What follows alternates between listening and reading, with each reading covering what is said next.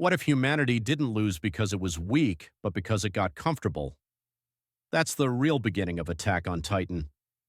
For over 100 years, humans lived behind massive walls that were believed to be unbreakable. No titans, no danger, just routine. People worked, raised families, and slowly forgot what fear felt like.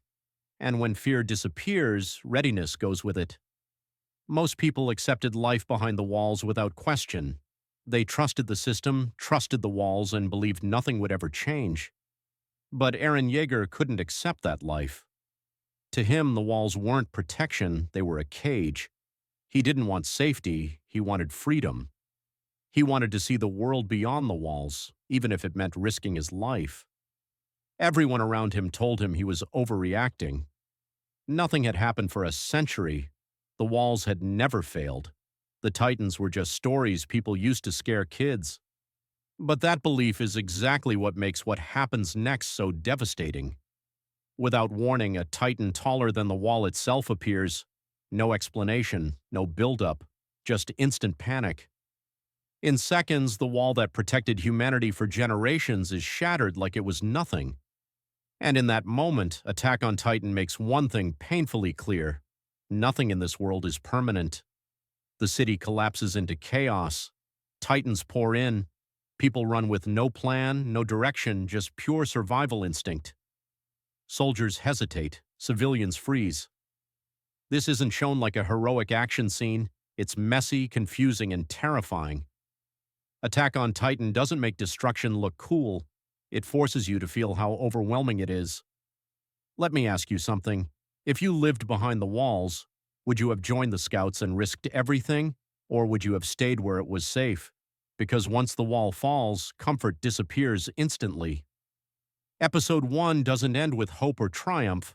It ends with humanity realizing it was never truly safe. Episode 2 begins immediately after the fall, and it doesn't slow down. There are no heroic speeches, no last-second rescues, just fear.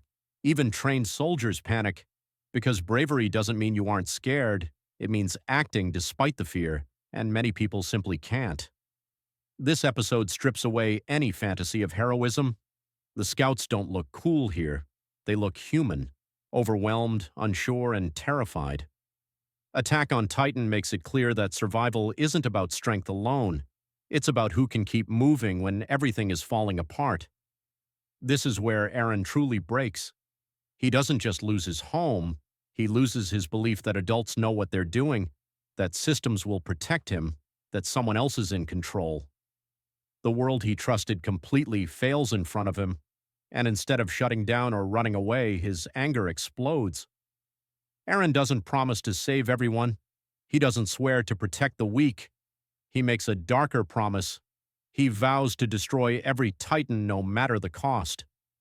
That rage becomes the foundation of his character, and it's something that follows him for the entire series.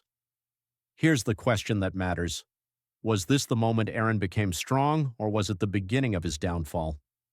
Because Attack on Titan isn't just telling a revenge story, it's exploring what happens when anger becomes purpose. Episodes 1 and 2 aren't just an introduction, they're a warning. This story isn't about winning or being a hero, it's about what people become when their comfort is ripped away. Attack on Titan doesn't start with hope, it starts with loss, and that's why it hits so hard. If you want the next recap, let me know. And tell me, who are you really watching this story for? Because this is only the beginning.